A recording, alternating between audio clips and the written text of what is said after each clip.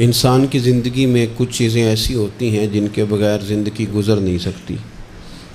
اتنی دیر تک جتنی دیر تک وہ چیز اس کے پاس موجود ہوتی ہے اسے نہ اس بات کا ادراک ہوتا ہے نہ احساس ہوتا ہے، لیکن جب وہ چیز اس کے پاس سے رخصت ہو جاتی ہے، اس کے پاس کسی وجہ سے خدا نہ خواستہ وہ چیز موجود اور محفوظ نہیں رہتی، پھر اسے احساس ہوتا ہے کہ ایک بہت بڑی نعمت تھی میرے پاس، وہ مجھ سے چلی گئی۔ ہماری زندگی کے اندر بہت ساری ایسی چیزیں ہیں کہ اگر وہ ہم سے رخصت ہو جائیں، خدا نہ کرے، تو پھر ہمیں بڑی شدت سے احساس ہوگا کہ یہ نعمت کتنی بڑی ہے۔ آپ قوس و قزح کے رنگ دیکھتے ہیں، دھوپ اور چھاؤں میں لوگوں کے چہروں کو ملاحظہ کرتے ہیں، آپ اپنے بچوں کو محبت کی نظر سے دیکھ کر دل کو ٹھنڈا کرتے ہیں، آپ اپنے ماں باپ کو محبت کی نظر سے دیکھ کر کامل حج کا ثواب حاصل کرتے ہیں، قرآن مجید کی زیارت کر کے آپ اپنے دل میں بہت سارا سرور محسوس کرتے ہیں، لیکن یہ ساری نعمتیں اتنی دیر تک آپ کے پاس ہیں جب تک آپ کے پاس آنکھ کی نعمت موجود ہے۔ اگر یہ رخصت ہو جاتی ہے نا، اگرچہ اتنی ساری نعمتوں میں یہ ایک نعمت ہے، لیکن آپ آنکھ نہیں ہے تو آپ کو تو اپنوں کا احساس بھی نہیں، آپ تو اپنوں کے چہرے بھی دیکھ نہیں پائے۔ کوئی بھی نعمت جو آپ کے پاس ہے، آپ کبھی محسوس کریں کہ اگر اس نعمت کا وجود ہمارے پاس نہ ہوتا تو ہماری کیفیت کیا ہوتی۔ یہ سانس ہے، ہم دو دفعہ سانس کا استعمال کرتے ہیں، ایک دفعہ اندر جاتی ہے اور ایک دفعہ باہر آتی ہے۔ اگر اندر نہ جائے تو بھی مسئلہ ہے، چلی گئی ہے لوٹ کر باہر نہ آئے تو بھی بہت بڑی مشکل ہے۔ تو اس کا اندر اور باہر جانا یہ زندگی کا احساس ہے۔ اگر کبھی سانس اکھڑنے لگے اور آپ کے سینے میں آپ کی سانس اٹکنے لگے تو ایک بہت بڑی تشویش ہے، ایک بہت بڑی آکسیجن ہے، پوری طرح سے انسان کو قید کر دیا جاتا ہے، اور وہ کہتا ہے کہ میرا تو سارا وجود سلامت ہے، ہاتھ کام کر رہے ہیں، پیر کام کر رہے ہیں، آنکھیں کام کر رہی ہیں، زبان کام کر رہی ہے، سب کچھ ٹھیک ہے، صرف سانس اکھڑ گئی ہے۔ تو انسان محسوس کرتا ہے کہ یہ ساری چیزیں سلامت ہونے کے باوجود میرے کسی کام کی نہیں۔ آپ کے پاس جتنی بھی نعمتیں ہیں ان کو اگر آپ شمار کریں تو کبھی آپ کہیں گے کہ ساری نعمتوں میں آنکھ زیادہ ضروری ہے، کبھی کہیں گے کان زیادہ ضروری ہے، کبھی کہیں گے زبان زیادہ ضروری ہے، کبھی کہیں گے دل زیادہ ضروری ہے، کبھی کہیں گے روح زیادہ ضروری ہے، لیکن میں آپ سے عرض کروں ان ساری چیزوں کے بغیر گزارا ہو سکتا ہے، رسول کائنات کی غلامی کے بغیر گزارا نہیں ہوتا۔ کیوں؟ اس لیے کہ اگر حضور کی شفقت نہ ہو، نبی پاک علیہ السلام کی رحمت نہ ہو، وہ ابن القیم نے ایک جگہ پہ کہا تھا کہ یہ حضور نے ہمیں انسان بنایا ہے، یہ نبی پاک علیہ السلام نے انسانیت کے اسباق پڑھائے ہیں، اخلاقی رویے کیا ہوتے ہیں حضور نے بتلائے ہیں، اگر حضور کا کرم نہ ہوتا تو انسان ایک دوسرے کو کاٹ کے کھاتا۔ یہ حضور نے بتلایا ہے کہ تم نے کس طرح زندگی کو گزارنا ہے۔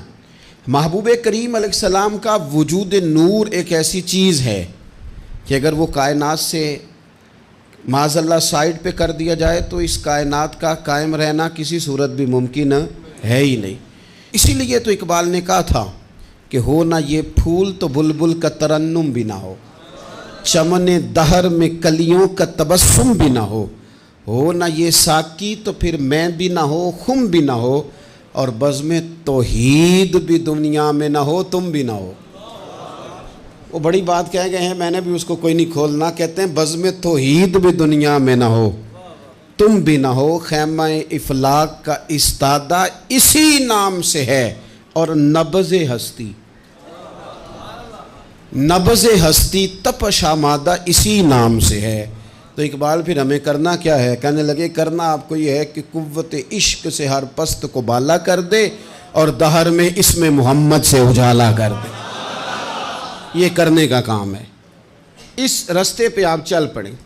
میرے بھائی، پہلی امتوں کے آپ تذکرے پڑھ لیں، کتابوں میں موجود ہیں، سورہ اعراف کو دیکھ لیں، اس میں بہت ساری چیزوں کا تذکرہ کر دیا گیا ہے، اور بھی قرآن مجید کی بے شمار صورتیں ہیں، آپ ان کو دیکھ لیں، اس پر غور کر لیں۔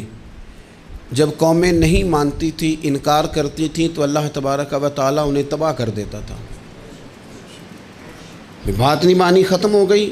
ایک مقصد ہے نا جس کے لیے کسی چیز کو بنایا گیا ہے، تو مقصد تخلیق انسانیت کیا ہے کہ وما خلقت الجن والانس الا لیعبدون، جنوں اور انسانوں کو اللہ نے اپنی عبادت کے لیے پیدا کیا، اور ان کو جب عبادت کی دعوت دی گئی، جب انہیں پیغام دیا گیا اللہ تعالیٰ کی توحید کا، انہوں نے نہیں مانا، تو جس مقصد کے لیے بنایا تھا جب اس طرف ہی نہیں آئے۔ یہ پنکھا لگایا جاتا نا ہوا کے لیے، تو اگر پنکھا ہوا نہ دے تو اس کا کوئی چھت پہ کام ہے؟ اس کو اتار کے تو آپ سکریب والے کے پاس بھیج دیں گے، بھئی ختم ہو گئی بات۔ تو مقصد جو تھا نا اللہ کی عبادت تھی، تو جب قومیں اللہ کی عبادت کی طرف نہیں آئیں تو اللہ نے انہیں تباہ کر دیا اور صفحہ ہستی سے مٹا دیا۔ اللہ تعالیٰ کے پیارے محبوب علیہ السلام نے کفار مکہ کو، قریش کو، عالم عرب کو، عالم انسانیت کو دعوت دی، وداعیا الی اللہ باذنہ وسراجا منیرا۔ اس منصب پر فائز ہو کر حضور نے دعوت دی۔ جب انہوں نے دعوت کا انکار کیا، حضور نے انہیں عذاب سے ڈرایا، اللہ کے عذاب سے، چونکہ حضور نذیر ہیں۔ انہوں نے یہ کہا کہ اگر آپ کہتے ہیں نا کہ ہم پر عذاب آئے گا تو پھر آپ وہ عذاب لے آئیں، ہم پہ آئے۔ جب کوئی آدمی منہ سے تباہی مانگے، جب کوئی شخص اپنے منہ سے یہ کہے کہ کر لیں جو ہوتا ہے معاذ اللہ، تو اگر تو سامنے والا کمزور ہو تو شاید وہ کچھ نہ کر سکے، لیکن یاد رکھنا کئی دفعہ کمزور ہوتا ہے تو کچھ نہیں کرتا، تو کئی دفعہ مہربان بڑا ہوتا ہے، رحمان اور رحیم کئی دفعہ کرم نوازی کرتا ہے۔ جب انہوں نے کہا نا کہ لائیں وہ عذاب ہے محبوب جس کا آپ وعدہ کرتے ہیں، تو اللہ نے کیا فرمایا؟ فرمایا وما کان اللہ لیعذبہم وانت فیہم۔ محبوب رب کی یہ شان ہی نہیں کہ انہیں عذاب دے، کیوں؟ اس لیے کہ آپ ان کے درمیان موجود ہیں۔ اے محبوب علیہ السلام، اللہ کی یہ شان نہیں کہ انہیں عذاب دے اس حال میں کہ آپ ان کے درمیان موجود ہیں۔ آپ میری بات کو سمجھیں گے، غور کریں گے کہ کافروں کے درمیان اگر حضور موجود ہوں تو عذاب نہیں آتا، تو قیامت میں جب حضور مومنوں کے بیچ موجود ہوں گے،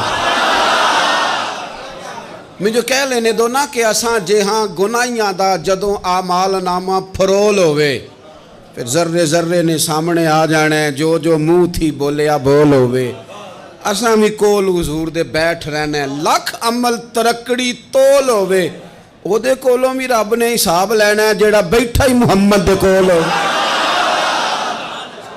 صلی اللہ تعالیٰ علیہ وسلم، او دے کولوں بھی رب نے حساب لینا ہے جیڑا بیٹھا ہی محمد دے کول ہوئے، جس کو کہتے ہیں قیامت حشر، جس کا نام ہے، جس کو کہتے ہیں قیامت حشر، جس کا نام ہے۔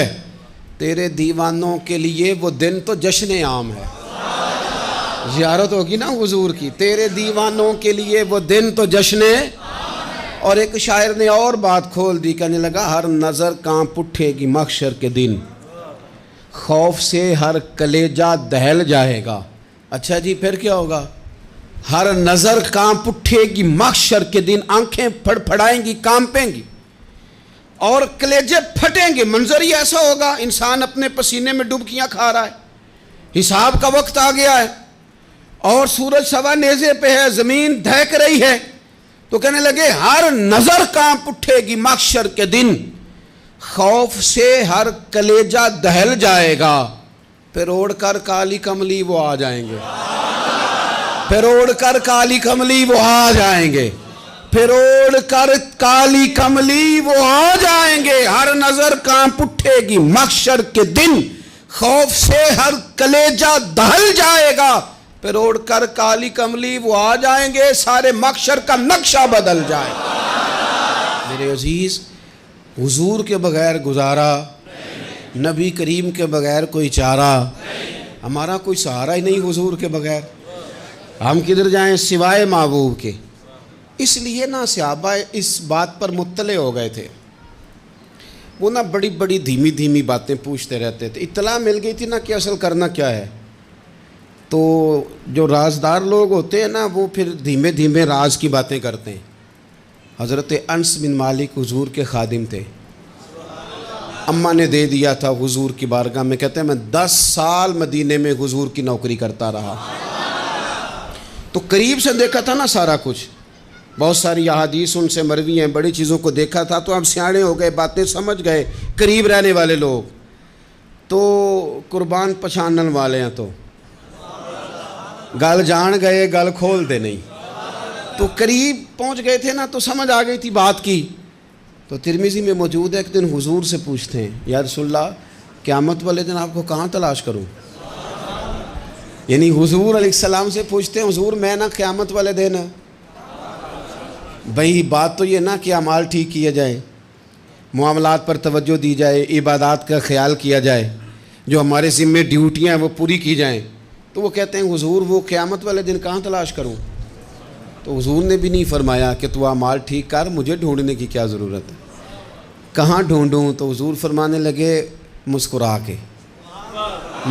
کے فرمانے لگے, چونکہ قربان پچھانن والے ہیں, تو اے گل جان گئے گل کھول دے نہیں.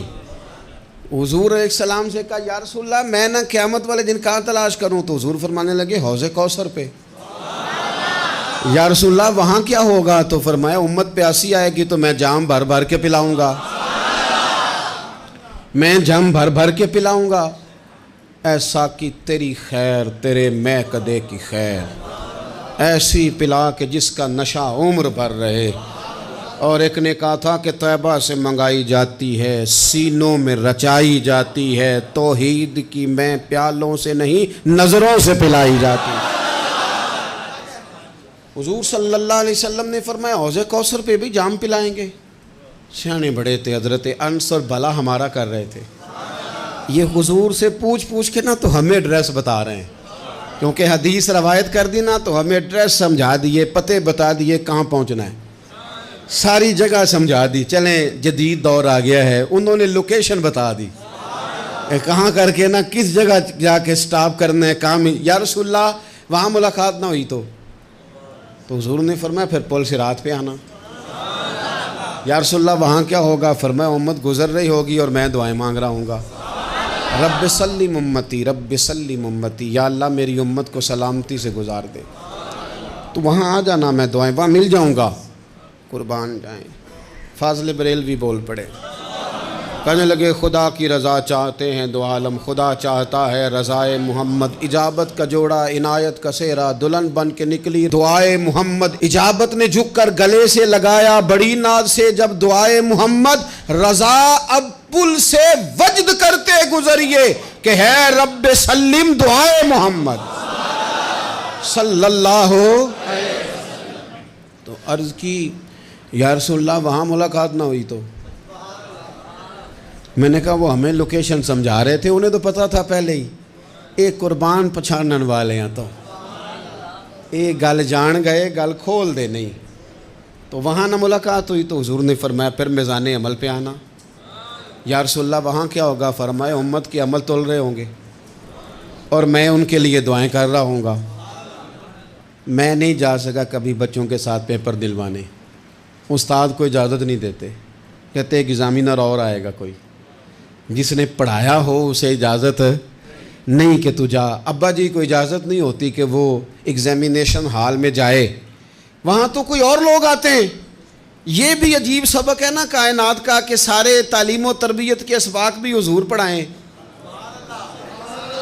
رنگ بھی سارا حضور ہی بتائیں, اور قبر کے سوالات بھی سارے ہمیں حضور بتا دیں, اور جب پیپر ہونے لگے تو سراہنے بھی کھڑے ہو جائیں. تو پھر کہہ لینا ایک دفعہ پھر کہ وہ دے کولوں کی رب نے حساب لینا, جیڑا بیٹھا ہی محمد دے کولوں, وہ دے کولوں کی رب نے حساب لینا. میرے عزیز ہمارا گزارا نہیں حضور کے بغیر. لوگ اصل میں نا ہمارا مسئلہ نہیں سمجھتے, ہمارا مسئلہ کچھ اور ہے. لوگ ہمیں نا بلا وجہ پریشان کرتے ہیں, کبھی جھنڈے سے, کبھی ڈنڈے سے, کبھی جھنڈی سے, کبھی کسی شے سے, کبھی کسی شے سے. کبھی کہتے ہیں وہ نعت اونچی پڑھ لی, کبھی کہتے ہیں سلام اونچا پڑھ لیا, کبھی کہتے ہیں وہ جھنڈیاں لگا دیں. میں نے کہا آپ کی بات بھی ٹھیک ہے, پر ہمارا مسئلہ تو سمجھو نا, ہمارا گزارا نہیں نا بھائی. جو کسے دا عاشق ہووے او گل اسے دی. 100 مکر بہانے کر کے میں پوچھے میاں صاحب نو مزار تے جا کے کہ مکر کرنے ٹھیک نے؟ تساں آکھیا نا مکر کردا ہے تے حضور ٹھیک نے؟ تے مینوں لگدا ہے کہ پولا جان دے سے پئے کہ سونا راضی کرنا ہوئے تے موڑ ٹھیک نے۔ حضور نے ایک دن کہا تھا، حضرت ابو سعید خدری نے کہا یا رسول اللہ آپ قرآن پاک کی تلاوت کر رہے تھے، قرآن پاک بڑا سونا پڑھتے تھے نا، تو نبی کریم نے سن لیا، اب کیا کریں دلیل دیں گے تو بات مضبوط ہو جائے گی۔ حضور نے سن لیا تو بعد میں فرمایا ابو سعید تو بڑا سونا قرآن پڑھتا ہے، رب کے علاوہ کسی کو دکھا کے عبادت کرنی جائز ہے؟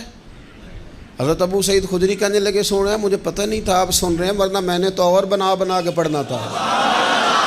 اب تو مان جاؤ نا، جو کسے دا عاشق ہوئے گل اسے دی کرد ہے، 100 مکر بہانے کر کے 100 مکر بہانے کر کے او دہی مرنے مرد ہے۔ میرے عزیز ہماری مجبوری ہے، لوگ اس بات کو سمجھتے نہیں، ہماری مجبوری ہے، حضور کا میلاد ضروری ہے، لوگ سمجھتے نہیں بات کو، اس لیے بلا وجہ رٹا ڈال کے بیٹھتے ہیں۔ بھئی ہم نے تو کوئی رٹا ڈالنا نہیں، نہ سیاست کا، نہ دولت کا، نہ اقتدار کا، نہ کسی اور چیز کا۔ سیاست دے جھگڑے اساں چھوڑ دیتے، اتنے محبت دا جھگڑا ہے، یہ چھڑا کوئی نہیں سکتا۔ تو میرے عزیز ہمارا حضور کے بغیر گزارا، اور نبی پاک علیہ السلام کے بارے میں رب فرماتا ہے وَلَسَوْفَ يُعْطِيكَ رَبُّكَ فَتَرْضَىٰ، محبوب میں آپ کو اتنا دوں گا کہ آپ اپنے رب سے راضی ہو جائیں گے۔ کیا کروں میں اب، یہ آیت اتنی شاندار ہے۔ حضرت امام زین العابدین رضی اللہ تعالیٰ عنہ سے کسی بندے نے کہا قرآن پاک میں سب سے زیادہ امید والی آیت کون سی ہے؟ اس کا خیال تھا لا تقنطوا من رحمت اللہ کہیں گے، اللہ کی رحمت سے نا امید نہ ہونا۔ اس نے کہا حضور سب سے امید والی آیت بتائیں، وہ کہتا میرے ذہن میں تھا کہ یہ والی آیت پڑھیں گے۔ تو امام زین العابدین رضی اللہ تعالیٰ عنہ فرمانے لگے سب سے امید والی آیت ہے وَلَسَوْفَ يُعْطِيكَ رَبُّكَ فَتَرْضَىٰ، رب کہتا ہے محبوب اتنا دوں گا کہ آپ اپنے رب سے راضی ہو جائیں گے۔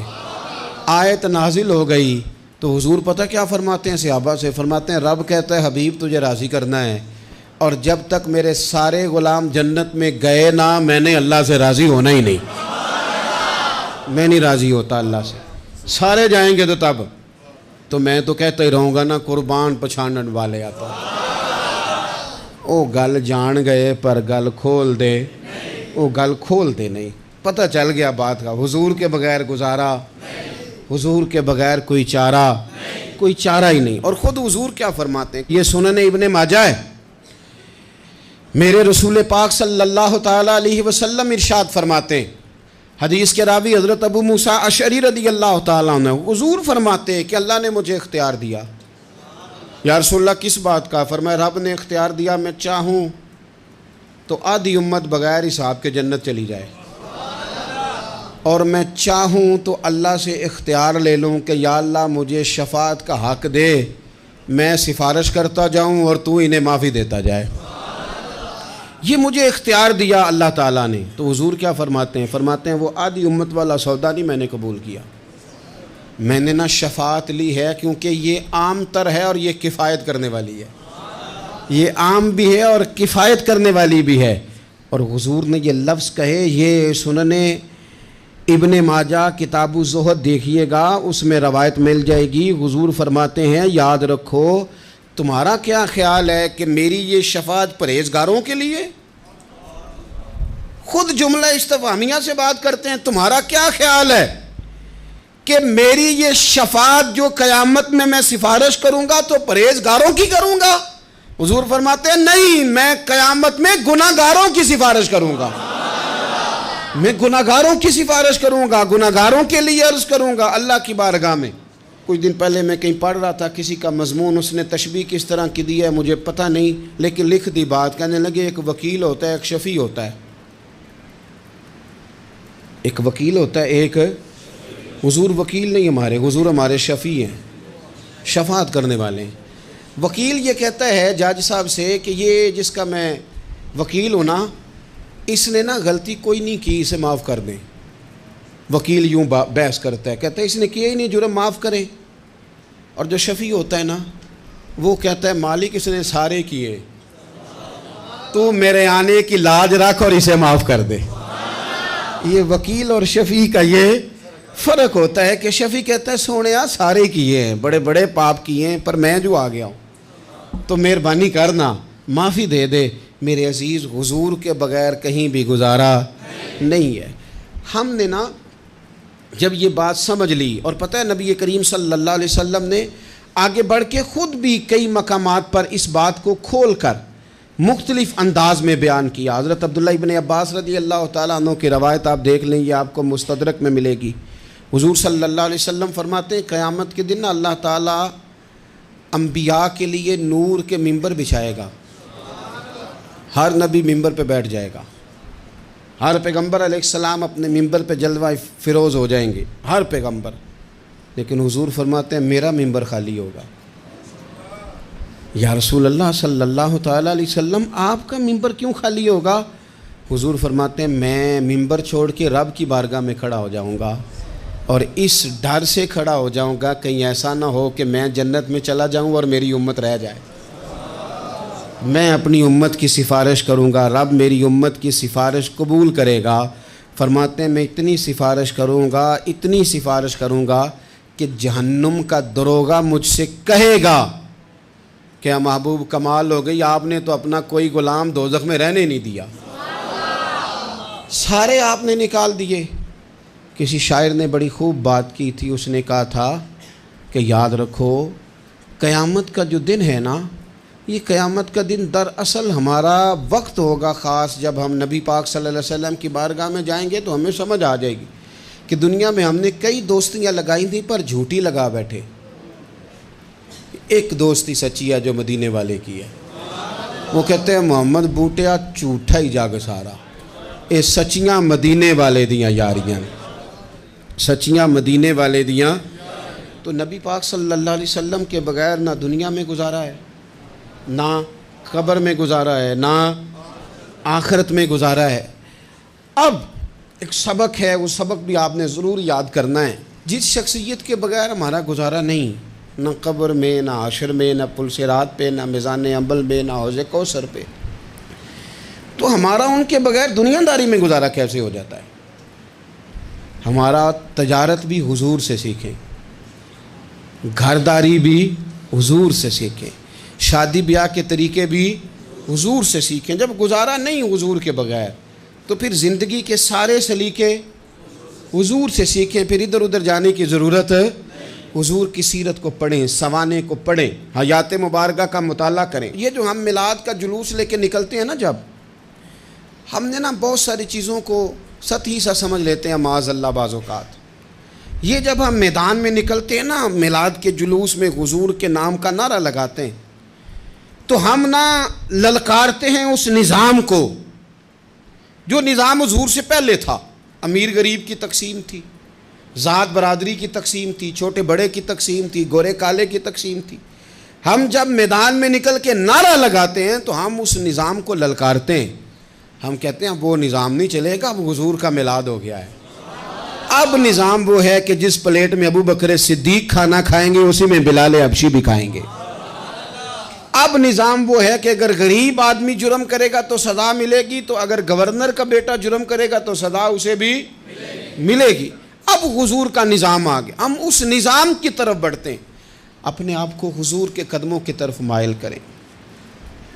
میلاد صرف 1 سے 12 ربیع الاول تک نہیں، میلاد سارا سال ہے، ذکر میلاد سارا سال ہے، میلاد کی محفل سارا، اور میلاد صرف مسجد میں نہیں، گھر میں بھی ذکر میلاد، دکان میں بھی ذکر میلاد۔ ذکر میلاد سے مراد حضور کی تعریفیں، نبی پاک کی شانیں، حضور کی باتیں، آ میرے دل آمنہ کے لال کی باتیں کریں، چہرہ والشمس کے اجلال کی باتیں کریں، اپنی طبیعتیں حضور کے ساتھ لگائیں، اپنے آپ کو حضور کے قدموں سے وابستہ کریں اور عشق کریں نبی پاک۔